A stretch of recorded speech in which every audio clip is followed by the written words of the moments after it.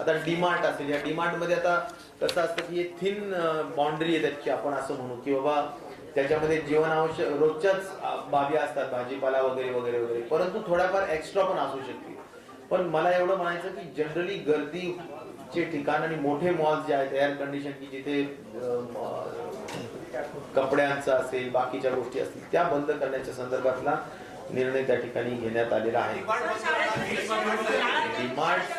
डीमार्ट हा ग्रॉसरीचा आहे.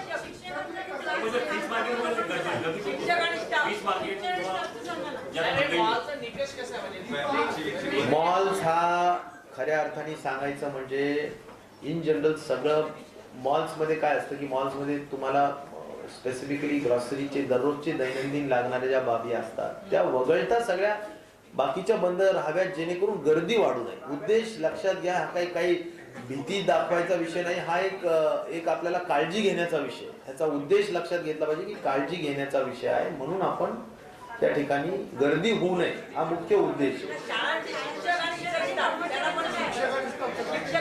शाळा बंदचा अर्थच शिक्षकांनी कुणाला शिकवायचं?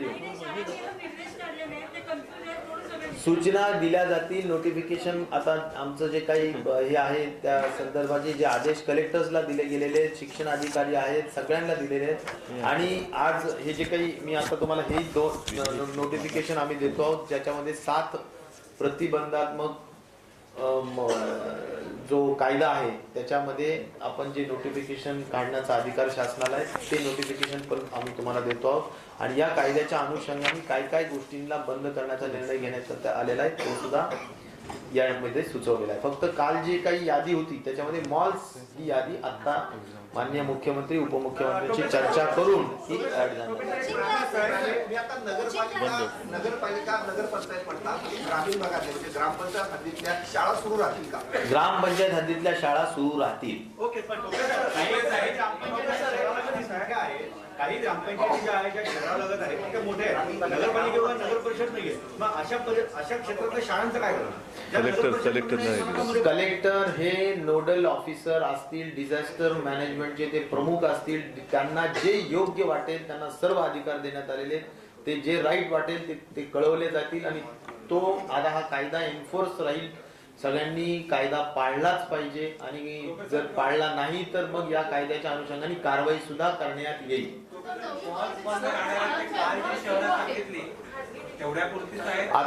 नाही, मॉल्स महानगरपालिकेच्या सर्व महाराष्ट्रभरातले पॅन महाराष्ट्र मॉल्स बंद राहतील.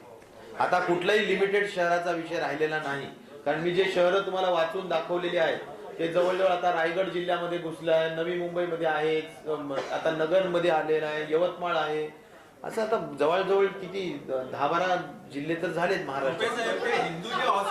हिंदूच्या हॉस्पिटलमध्ये जे काही मेसेज व्हायरल होतोय, नाही, सगळ्या तसल्या चुकीच्या मेसेजवर भरोसा ठेवू नका. आता बुलढाण्याच्या संदर्भात सुद्धा मला कुणी विचारलं, बुलढाण्याच्या बाबतीतला सुद्धा जो मृत्यू झालेला व्यक्ती आहे तो अद्याप कुणीही कन्फर्म सांगितलेला नाही की तो कोरोनाग्रस्त होता म्हणून किंवा तो पॉझिटिव्ह आलेला नाही. त्यामुळे जरूर तो संशयित होता परंतु वारला. आता ते त्यांचं ज्यावेळेस येईल त्यावेळेस आम्ही तुम्हाला निश्चित प्रकारे 9वी पर्यंतच्या काही शाळांच्या परीक्षा सुरू आहेत, तर त्या परीक्षा पोस्टपोन नाही सांगितलंय स्पष्ट. 10वी आणि 12वी हे बोर्ड एक्झाम्स आहेत, त्या बोर्ड एक्झाम्सला वगळून सगळ्या शाळा बंद राहतील, परीक्षा पुढे ढकलल्या जातील, सगळं पुढे शाळा महाविद्यालयांचं सॅनिटायझेशनच्या दृष्टीने काय विशेष मोहीम आहे? कारण शाळा बंद असल्यामुळे स्कोप आहे.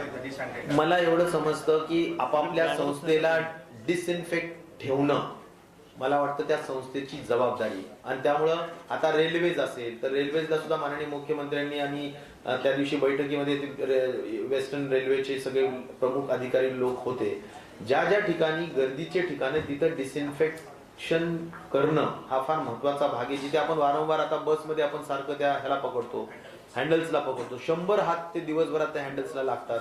ते आपण ते हात आपण पुन्हा जर आपल्या ह्याला लागले, कुणी जर इन्फेक्टेड असेल तर ते पसरणार. आणि त्यामुळे मला असं वाटतं की सातत्याने वारंवार हात धुणं हा महत्वाचा आहे. आता पब्लिक प्लेसेसमध्ये जे ऑर्गनायझेशन्स असतील, समजा एसटी महामंडळ बेस्ट असेल, एसटी महामंडळ असेल, रेल्वेज असेल, त्यांनी त्यांचे एरियामध्ये डिसइन्फेक्ट ठेवणं आणि हँडवॉश किंवा हँडवॉश स्क्रब्स ठेवणं हे सुद्धा आम्ही त्यांना बंधनकारक करू किंवा त्यांना आम्ही सूचित करू कुठल्याही परिस्थितीत ठेवलं पाहिजे. हे काही सार्वजनिक आरोग्य विभागाची जबाबदारी नाही, परंतु सार्वजनिक आरोग्य विभाग आणि राज्य शासनाच्या वतीनं सूचना देण्यात येतील की तुमचे सार्वजनिक ठिकाणं सगळे स्वच्छ ठेवले पाहिजे. खासगी क्लासेस बंद करण्याची सूचना केल्या जाणार. खासगी क्लासेस सुद्धा शेवटी कॉलेज आणि शाळेसारखेच आहे. अनेक क्लासेस आहे ऑल इंडिया लेवलला होणाऱ्या परीक्षेची तयारी करत असतात, पोर्शन पूर्ण झाले नाहीये, परीक्षेच्या तारखा जाहीर झालेल्या आहेत, तसं नेटचं उदाहरण देत आहे. अशा विद्यार्थ्यांचं नुकसान होऊ शकतं, त्याच्यासाठी परीक्षा पुढे ढकलण्यासाठी केंद्राला विनंती करतात. मला एवढं वाटतं की हे सुद्धा जर समजा संख्या छोटी असेल, मला माहिती आहे नीटचे खूप चांगले नावाजलेले क्लासेस असतात, जसं आकाश असेल किंवा अन्य काही असतील, तर त्या ठिकाणी जर अगदी थोडीफार गर्दी असेल तर मला वाटतं की कलेक्टरला जर वाटलं तर कलेक्टर त्या ठिकाणी मुभा देऊ शकतो. म्हणून आता छोट्या छोट्या सगळ्या बाबी राज्य शासनानेच ठरवत असं नाही, प्रॅक्टिकली कलेक्टर ठरवतील अशा सूचना देण्यात आलेल्या आहेत. लग्न समारंभांना सुद्धा जरा कमीत कमी गर्दी कशी होईल तेच खऱ्या अर्थाने पाहण्याची आवश्यकता.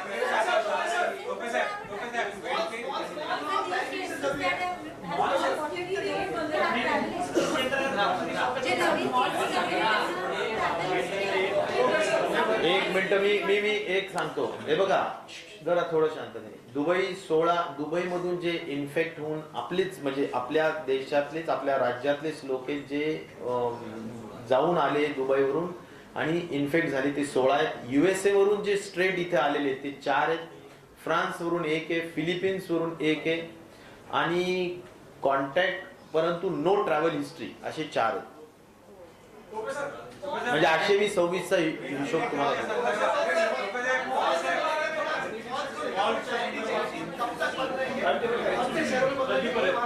31 मार्च सध्या 31 मार्च 15 दिवस 30 मार्च 2020 पर्यंत बंद ठेवण्याच्या सूचना देण्यात आलेल्या आहेत. महाराष्ट्रातले अरे 31 हा 31 मार्च 30 च 31 करा. व्हेंटिलेटरच्या संदर्भात काही प्रश्न उपस्थित होत आहेत की त्याची संख्या कमी आहे.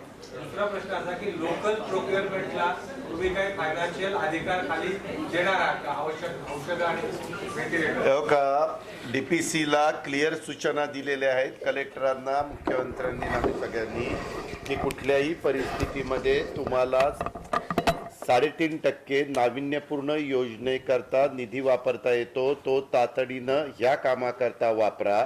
31 मार्चला आढावा घेतला जाईल आणि त्याच्यामध्ये जर असं वाटलं की अजून निधी त्या ठिकाणी देण्याची गरज आहे तर DPCचा निधी ताबडतोब ज्या त्या जिल्ह्यांना देऊ तो निधी त्याकरता प्राधान्याने वापरण्याच्या सूचना देण्यात येतील. सध्या 3.5% देण्यात आलेला आहे. नंबर 1. नंबर 2, मगाशी राजेशनी सांगितलं त्या प्रकारे तिथल्या जिल्हाधिकारी व्हिडिओ कॉन्फरन्सच्या द्वारे जिल्हाधिकाऱ्यांशी विभागीय आयुक्तांशी सातत्याने संपर्क ठेवून तिथल्या अडचणी समजून घेतल्या जातील. आणि काही आता छोटे तुम्ही काही प्रश्न विचारलेले आहेत, तिथली भौगोलिक परिस्थिती, तिथली एकंदरीत गर्दी आणि तिथलं एकंदरीत किती पेशंट्स आहेत आणि कितपत तो तिथं फैलावला आहे ह्याच्यावर तिथले तातडीनं निर्णय घेतले जातील. व्हेंटिलेटरच्या बाबतीमध्ये जसं स्वाईन फ्लू आलेला होता त्यावेळेस DPCला अधिकार दिलेले होते, जिल्हाधिकाऱ्यांना स्पष्ट सांगितलेलं होतं सूचना की तुम्हाला जेवढी काही गरज असेल तेवढे घ्या.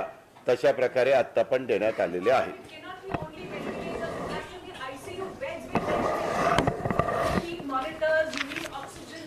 एक सेकंड. आत्ता एकदम एवढं घाबरण्याची आवश्यकता नाही आहे. ही आपण दक्षता घेतो आहोत कारण संपूर्ण जगभर या व्हायरसचा जो काय प्रादुर्भाव झाला त्याच्यात एक लक्षात असं आलेलं आहे की जिथे जिथे तातडीने उपाययोजना केल्या गेल्या, उपाययोजना म्हणजे हेच की शटडाऊन, ते केल्यानंतर तो झपाट्याने ओसरतोय.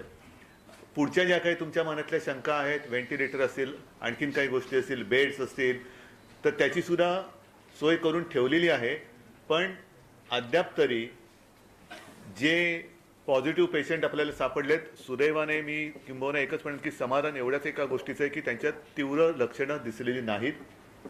मला वाटतं टोपे साहेबांनी सांगितलं असेल की सुरुवातीचे पेशंट जे ॲडमिट केले गेले एक 2-4 दिवस त्यांच्यामधली सुधारणा व्यवस्थित आपल्याला वाटली तर त्यांना कदाचित आपण घरी देखील जाऊ देऊ. आत्ता आपण ही जी काही काळजी घेतो आहे ते त्याचा प्रादुर्भाव होऊ नये, कारण हा संसर्गजन्य रोग आहे.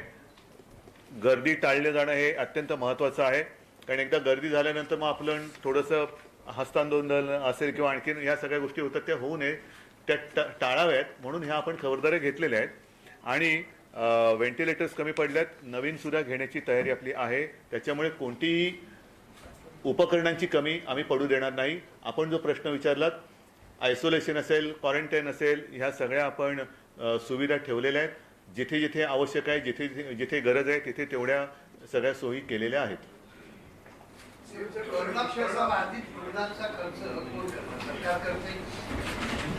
कशाचा कोरोना बाधित त्यांचं काय हे आलेलं आहे? आपणच करतोय, गव्हर्नमेंट ऑफ सरकार करतोय. आपणच करतोय. नाही, ज्या काही सिम्प्टोमॅटिक ट्रीटमेंट आहेत ना ते आपण नाही, हे घे. पूर्ण नाही, सांगत होते ना? सर्व खर्च जो काही आहे तो आपणच करतो आहोत. त्याला कुठेही त्यांच्याकडून कुठलाही खर्च घेत नाहीये. नंबर 1. नंबर 2, जे आता आमच्या टाइम्स ऑफ इंडियाच्या प्रतिनिधींनी विचारलं, ही वस्तुस्थिती आहे की जर अगदी वर्स्ट कंडिशन झालं तर आपल्याला व्हेंटिलेटर्स कमी पडतात, बेड्स कमी पडतात. तर त्या अनुषंगाने सुद्धा काही जितकी जास्तीत जास्त वर्स्ट कंडिशन लक्षात घेऊन प्लॅनिंग करण्याची आवश्यकता आहे, प्रिपेअर्डनेस करण्याची आवश्यकता आहे. त्या अनुषंगाचं नियोजन आम्ही जरा उद्या बैठक घेऊन अधिक मायन्यूट डिटेलिंग करून त्या बाबतीत खरोखर काय करता येऊ शकेल, काही गरज पडत असेल तर किमान ऑर्डर्स देऊन ठेवून बुकिंग करून किंवा प्रोक्युअर करून जरी ठेवले तरी ते पुढे उपयोगी पडतील असं काही नाही. पण ते करायची गरज पडत असेल तर करूया. केंद्राचं काहीतरी सर्क्युलर आलं ना, ते उपचाराचं खर्चाचं देणार आज आपण हा जो निर्णय घेतलाय त्याच्यामुळे कुठेतरी लोकांमध्ये एक वेगळ्या भीतीचं वातावरण आहे. तर अशासाठी राज्याला तुमचं काय आव्हान असेल? मी सर्वांना हेच विनंतीपूर्वक सांगू इच्छितो की आपण आवश्यक ती दक्षता घेतो आहोत आणि कोणतीही गोष्ट उपचार करण्यापेक्षा काळजी घेणे नेहमी चांगलं. आपल्याला मी जसं म्हटलं तसं सुदैवाने एकच गोष्टीत समाधान आपण मानलं पाहिजे की जिथे जिथे आपल्याला हे पॉझिटिव्ह असलेले व्यक्ती सापडतात त्यांच्यातली लक्षणं ही तेवढी तीव्र नाही आहेत आणि काही जे पहिल्यापासून बघतोय ते स्टेबल आहेत. म्हणजे त्यांच्यामध्ये ही लक्षणांची वाढ झालेली नाही आहे आणि त्याकरता हा रोग किंबहुना हा विषाणू वाढू नये म्हणून आपण ही खबरदारी घेतो. घाबरलं नाही तरी खबरदारी घेणं गरजेचं आहे. आपल्या आता सांगितलं परदेशातून 26 पैकी परदेशातून आलेले जास्त आहेत, 4 मात्र लोकल आपल्याकडे. हे लोकल आहेत हे त्यांच्या संपर्कात आलेले आहेत. उदाहरणार्थ तो ड्रायव्हर तो त्या फॅमिलीला घेतलं आणि पुण्याला आला तर त्याला त्याच्यामध्ये झालं. ती फॅमिली दुबईवरून उतरली ना, तो नवरा बायको आणि मुलगी, ती त्या गाडीत होती आणि त्या 3 तासात त्यांना ते कम्युनिटी ट्रान्समिशन हा खूप मोठा धोका आहे सध्या. ज्या प्रकारे अजितदादा म्हणाले की ड्रायव्हरला झालं पेशंटमुळे, कम्युनिटी ट्रान्समिशन होऊ नये यासाठी काही सगळ्या भागामध्ये काही विशेष उपाययोजना आहेत? नाही, उपाययोजना म्हणजे सगळीकडे बंद्या घालत बसण्यापेक्षा काही ज्या गोष्टी आहेत त्या स्वतःहून आपण पाळली गोष्ट एखादी व्यक्तिगत तर ती जास्त प्रभावी ठरते. आम्ही सरकार म्हणून जिथे गर्दी होत आहे अशा ठिकाणांवरती बंदी, म्हणजे जसं नाट्यगृह आहेत, चित्रपटगृह आहेत, आता आम्ही मॉल्स हा घेतलेला विषय, स्विमिंग पूल्स आहेत, जिम्स आहेत, शाळा आहेत, जिथे गर्दी होते आणि गर्दी थांबते अशा ठिकाणांवरती आम्ही आता बंदी घातलेली आहे. याचाच अर्थ असं, जसं मग आपण प्रश्न विचारला की घबराट किंबहुना घाबरण्याचं कारण जरी नसलं तरी ज्या उपाययोजना आम्ही केलेल्या आहेत त्याचा अर्थ असा की कुठेही गर्दी होऊ नये. मग त्या जत्रा असतील, धार्मिक जत्रा असतील, राजकीय समारंभ असतील, धार्मिक काही जत्रा इतर काही कार्यक्रम असतील. उद्याचा सुद्धा आमचा कार्यक्रम होता, तो कार्यक्रम आम्ही उद्घाटनाचा कार्यक्रम रद्द केला पण ती सेवा सुरू करतो, रो सेवा.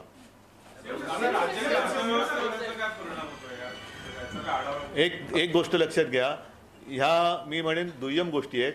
आपण जे लहानपणापासून ऐकत आलेले सर सलामत तो पगडी 50, तर पहिले जीव वाचवायचा म्हणजे पहिली माणसं आणि आपली जनता महत्वाची आहे. त्याच्यानंतर सगळ्या गोष्टी या नंतर सुधारू शकतो आपण.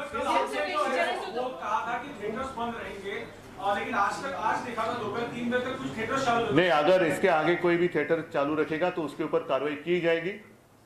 तो नाही, रिटर्न ऑर्डर वगैरे ह्या ज्या काय आम्ही आदेश म्हणून जाहीर करतो त्या आदेश म्हणून जाहीर होतात.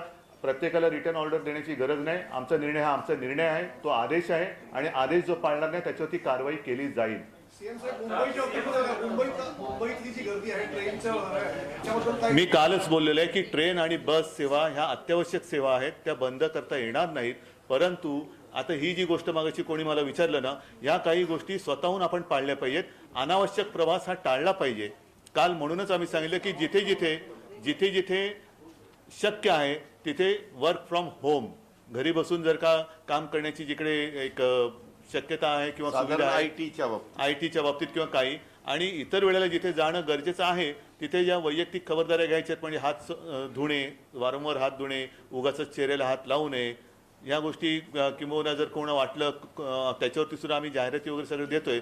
समजा कोणाला खोकला असेल, शिंक आली असेल, लगेच कोण खोकला लगेच कोण शिंकलं म्हणजे काय त्याला कोरोना झाला याच्यातला भाग नाही. पण त्याची टेस्ट होऊन ते सिद्ध होत नाही तोपर्यंत सर्वांनीच खोकताना शिंकताना हात रुमाल जरी तोंडावर धरला तरी पुरेसे, किंवा कोणी इकडे तिकडे थुकू नये. बाधितांची संख्या काल 19 होती, आज 26 झालेली आहे. तुम्ही म्हणता जे बाधित आहेत ते जास्त तीव्र स्वरूपाचं गंभीर लक्षण त्याच्यात किंवा जास्त सिरियस केसेस नाही, पण 19 आज 26 आणि डोके साहेबांनी सांगितलं की आपल्याकडे लॅब कमी आहेत त्यामुळे ज्या चाचण्या पेंडिंग आहेत त्याची संख्या 39च्या वर आहे. तर हा आकडा कुठपर्यंत वाढेल का अंदाज घेतलाय? नाही, असा अंदाज कसा व्यक्त करणार आपण? हा संसर्गजन्य ही साथ आहे, असं काय आपल्याला ह्या गोष्टी सांगून नाही आलेल्या. आणि एक मिनिट, आपण ह्याच्यासाठी तपासणी केंद्र जे आहे किंवा त्या केंद्राच्या क्षमता आहे केंद्राची ती वाढवण्याचा प्रयत्न करतो आहोत. प्रयत्न एवढ्यासाठी मी शब्द वापरला की त्याकरता केंद्र सरकारची परवानगी लागते. ती परवानगी आपण मागितलेली आहे आणि बहुतेक केंद्र सरकारकडनं परवानगी मिळेल आणि मिळाल्यानंतर सुद्धा ते जे किट लागतात ते सुद्धा केंद्र सरकारकडनं येतात. केंद्र सरकारने आजच एसेन्शियल कम्युनिटी ऍक्ट मध्ये N95 मास्क आणि सॅनिटायझर याची नोंद केली की जेणेकरून त्याचं स्टॉकिंग वगैरे होऊ नये. तर या संदर्भात आपल्याकडे काही माहिती आलेली आहे का? आणि हा जो प्रकाश प्रश्न विचारला, पुण्यातली NIV ही आता BJ मेडिकलच्या जमिनीवर आहे, त्यांच्याकडे परमनंट जमीन नाही. अरे हो, पण आता जमीन देऊन काय करणार? आता पहिला हा प्रसंग मारून न्यायला पाहिजे. कोरोनाच्या नावाखाली जो मास्क आणि सॅनिटायझरचा जो काळा बाजार झाला त्याच्यामध्ये लोकांमध्ये म्हणजे खरं एक सेकंड नीट म्हणून मी म्हटलं की या सूचना किंबहुना ज्या सावधानतेच्या ज्या काही गोष्टी आहेत त्या कृपा करून समजून घेण्याची आवश्यकता आहे. मास्क लावून गर्दीत फिरण्याची आवश्यकता नाही. त्याच्यामुळे मास्कचा काळा बाजार होण्याची आवश्यकता नाही, कारण मास्क लावायचा असेल तर तो N95 आणि हा मास्क नुसता मास्क नाही, मग त्याला हँड ग्लोव्ज वगैरे हे जिथे प्रत्यक्ष त्या म्हणजे जे पेशंट आहेत त्यांच्याशी संबंधित किंवा त्यांच्या संपर्कात येणाऱ्या डॉक्टर, नर्सेस आणि वॉर्ड बॉयनी वापरायला पाहिजे. इतर वेळेला गर्दीत सगळे मास्क लावून फिरण्याची गरज नाही. मगाशी मी जे सांगितलं, शिंकताना किंवा खोकताना नाकावरती रुमाल धरला तो, कारण तो चांगला घडी केलेला रुमाल हा आहे. महत्त्वाचा मुद्दा, हा जो विषाणू आहे तो त्या शिंतोड्यातनं जात असतो आणि म्हणून हेही मला वाटतं पहिल्या पत्रकार परिषदेत सांगितलंय की साधारणतः 3-3.5 फूट 1 मीटर अंतरावर नाही केलं तर त्याचा तेवढा तो जो त्याला काय म्हणायचं आपण थ्रो, हा तेवढा अंतरावरती असतो फक्त. तरी सुद्धा हात सातत्याने आपण स्वच्छ ठेवलं तर अतिउत्तम.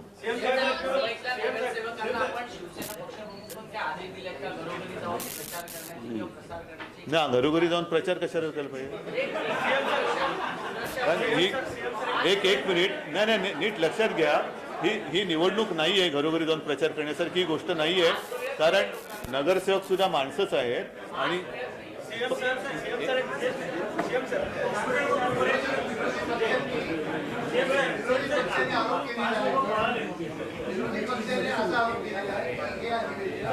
केवळ पक्ष हिताचं झाले, जनतेच्या हिताचं झालेलं नाही. हिरक महोत्सव असताना सुद्धा मला नाही वाटत असं कुठेतरी आरोप केल्याचा आमच्या ऐकू येत आहे. कारण अधिवेशन त्याचा कालावधी, अधिवेशन कमी करण्याचा निर्णय हा त्याने विश्वासात घेऊनच केलेला आहे.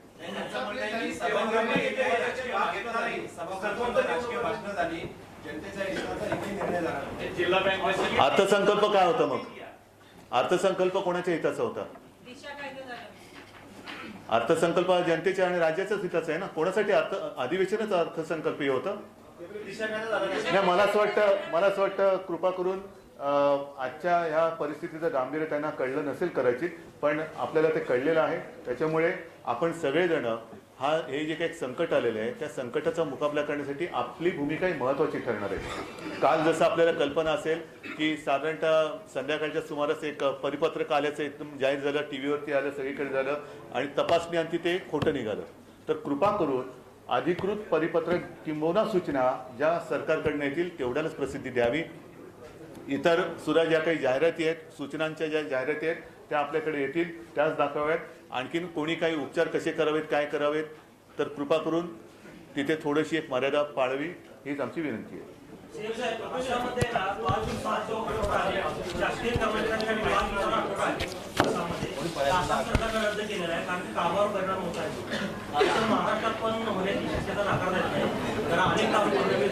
नाही, मला नाही वाटत असं. सगळेजण काम चांगलं करतात. दादा एक प्रश्न आहे की या सरकारच्या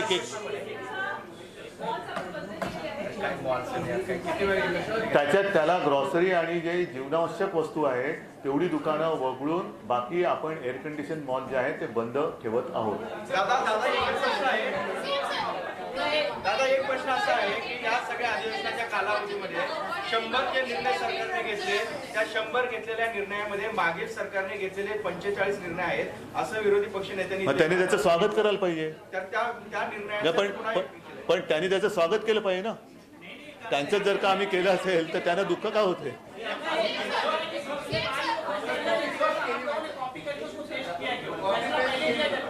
त्यांचा तो आरोप दादांत खोटा आहे.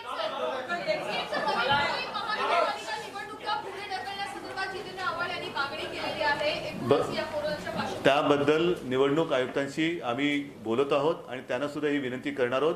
कारण प्रचार, निवडणुकांच्या सभा, मिरवणुका या सगळ्या गोष्टी आता आपल्याला या परिस्थितीत परवडणाऱ्या नाहीत.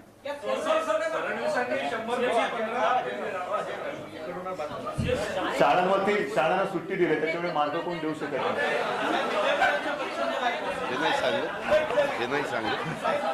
हेच सांगायला नाही म्हणजे गप्प. बरं ठीक आहे, चला एक मिनिट जरा अधिवेशन ऐका,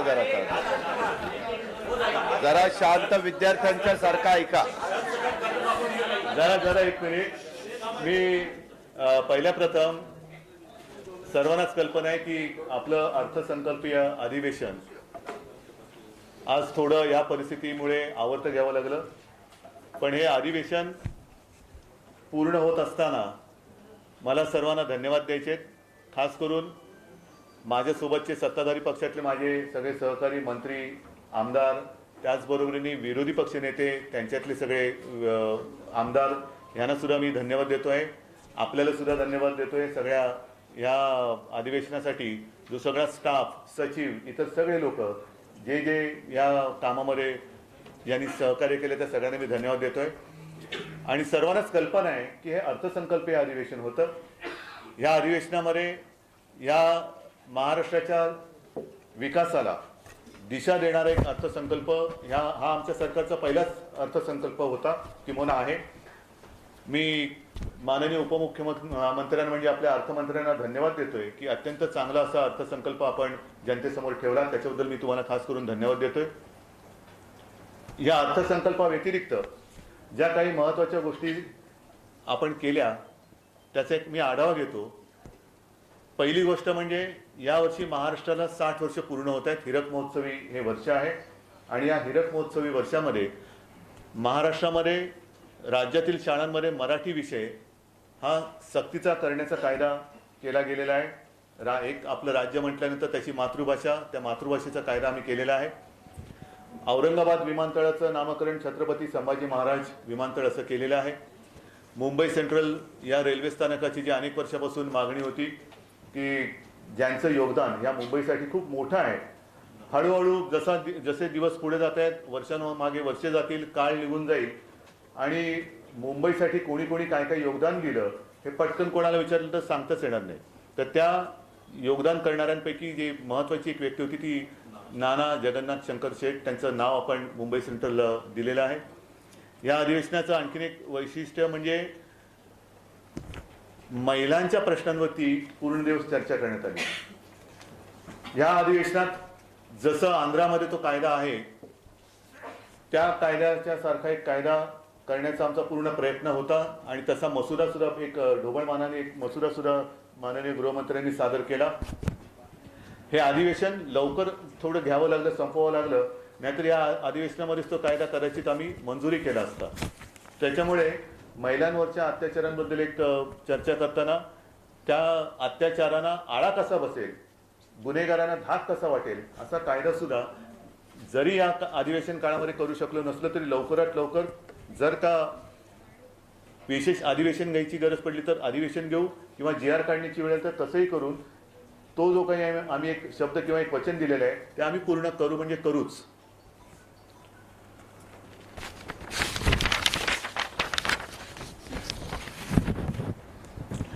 त्याचप्रमाणे एक 2-3 दिवसापूर्वीच आपल्या महाराष्ट्राचे सुपुत्र 4 जणांच्या जन्मशताब्दीचा एक तो कार्यक्रम होता. माननीय शंकरराव चव्हाण, माजी मुख्यमंत्री, माजी मंत्री यशवंतराव मोहिते, लोकनेते राजाराम बापू पाटील आणि माजी शिक्षण मंत्री रफिक झकेरिया यांच्या जन्मशताब्दी निमित्ताने गौरव कार्यक्रम आयोजित केला गेला आणि त्या निमित्ताने मी स्वतः बोलताना माझं मनोगत व्यक्त केलं होतं की असे कार्यक्रम हे केवळ जन्मशताब्दी किंवा इतर काही दिनानिमित्त आयोजित न करता ज्या ज्या वेळेला विधानसभेचं अधिवेशन असेल त्या त्या वेळेला एक खास दिवस वरचा जो हॉल आहे त्याच्यामध्ये केला गेला पाहिजे की जेणेकरून नवीन पिढ्यांना आपल्या आधी जे कोणी लोकप्रतिनिधी होते त्यांचं कार्य किंबहुना त्यांचं योगदान आपल्या महाराष्ट्राच्या जडणघडणीमध्ये कसं आहे, का आपण आपल्या महाराष्ट्राला सुसंस्कृत म्हणतो, का आपल्या महाराष्ट्राला आपण एक प्रगतिशील महाराष्ट्र, एक विकासाकडे जाणारं दिशा देणारं राज्य का म्हणतो हे त्या निमित्ताने कळेल. अनेक गोष्टी अशा आहेत की ज्या लोकांना कळल्या पाहिजेत. जर लोकप्रतिनिधींना त्याची कल्पना आली नाही तर ती जनतेला कशी होईल. आणि म्हणून आमचा हा प्रयत्न नक्की राहील की प्रत्येक अधिवेशनामध्ये ज्यांचं योगदान, मग ते कदाचित मला असं वाटतं दादा या सभागृहाचे सदस्य असतील किंवा नसतील, पण जसं नाना जगन्नाथ शंकर शेठ किंवा अशी काही माणसं की ज्यांचं योगदान आपल्या मुंबईला आणि महाराष्ट्राला मिळालेलं आहे अशांसाठी एक कार्यक्रम करावा असं माझं मनोगत मी व्यक्त केलं आणि मला वाटतं सगळ्यांनाच ते पटलं असेल आणि त्याप्रमाणे आपण कार्यक्रम करू. किती मार्क आम्हाला दिले?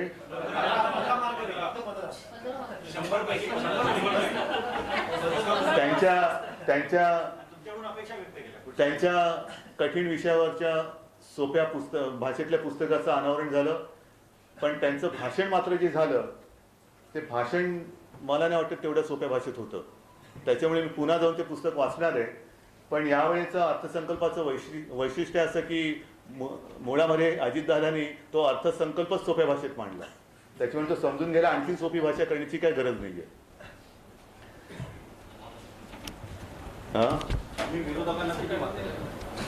थांबा ना आधी पूर्ण. त्याच्यानंतर आज शेवटच्या दिवशी सुद्धा 2 महत्त्वाचे निर्णय आम्ही जाहीर केले. एक म्हणजे नावाशेवा जो ब्रिज होतोय तिथून पुढे तो ते जे गाव आहे चिरले त्या गावापासून रायगड, रत्नागिरी, सिंधुदुर्ग तो जो कोकणपट्टीच्या किनाऱ्यावरून जवळपास 500 किलोमीटर लांबीच्या महामार्गाची घोषणा आम्ही केलेली. त्याचं नियोजन सुद्धा लवकरात लवकर करून तो सुद्धा नेमका कसा कुठून जाईल आणि नुसतं जाहीर नाही करणार, तो आम्ही करून दाखवू की जेणेकरून कोकण किनारपट्टीवरचं जे सगळं वैभव आहे मग ते पर्यटकांसाठी असेल, कोकणातल्या सगळ्या मच्छीमार असतील, आंबा, काजू इतर काही असतील त्यांच्यासुद्धा मालाची ने-आण करण्यासाठी चांगलं होईल. तर कोकणाच्या विकासाला चालना मिळेल आणि ह्या सगळ्या म्हणजे हापूस आंबा आहे, काजू आहे, सुपारी, नारळ इत्यादींसाठी थेट आंतरराष्ट्रीय बाजारपेठ उपलब्ध होईल. उद्योगवाढीला चालना मिळेल, रोजगाराची संधी वाढेल, पर्यटन वाढेल. असं बरंचसं काम कोकणामध्ये त्या निमित्ताने होईल असं या महामार्गाची सुद्धा घोषणा झालेली आहे. त्याच्यानंतर आणखीन एक विशेष घोषणा केलेली आहे की आपल्याला सर्वांना कल्पना आहे की गेले अनेक वर्ष कल्याण डोंबिवलीच्या क्षेत्रात येणाऱ्या 27 गावांची एक वेगळी नगरपालिका करावी, नगर परिषद करावी अशी एक मागणी होती. त्याची घोषणा आज केलेली आहे. 27 गावांपैकी 18 गावांची स्वतंत्र नगर परिषद स्थापन करण्याची ती घोषणा आहे. उरलेली जी 9 गावं आहेत तिचा विकास त्याची एक चांगली सुरुवात झालेली आहे. बरीचशी कामं तिकडे झालेली आहेत आणि होत आहेत. म्हणून ती गावं ही महापालिकेच्या हद्दीत राहतील आणि ही इतर 18 गावं आहेत त्यांची एक वेगळी नगर परिषद लवकरात लवकर अस्तित्वात येईल. तर असे काही महत्त्वाचे निर्णय सुद्धा या अधिवेशनाच्या निमित्ताने झालेले आहेत आणि हे सगळं बघितल्यानंतर मला एक स्वतःला समाधान आहे की आमच्या सरकारचा हा पहिला अर्थसंकल्प हा राज्याला, विकासाला, समाजातील सर्व थराला सामावून घेणारा आणि सगळ्यांना न्याय देणारा असा अर्थसंकल्प आहे. मला खात्री आहे सुरुवात चांगली झालेली आहे आणि पुढची 5 वर्षे सुद्धा एकापेक्षा एक अधिक चांगली विकासाची पावलं अधिक मजबूतीने हे सरकार टाकत महाराष्ट्राला आणखी प्रगतीकडे नेल्याशिवाय राहणार नाही.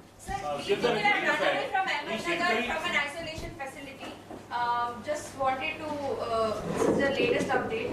3 people have run away from an isolation facility in Ahmednagar. After the first case, 16 people were quarantined yesterday, and now 3 people have just now run away. In the morning also there was a similar incident in Nagpur. What is the government planning to do with respect to that? If that is the case, the collector and the concerned SP has full authority by virtue of the law which has been invoked. That the law which I just mentioned before you.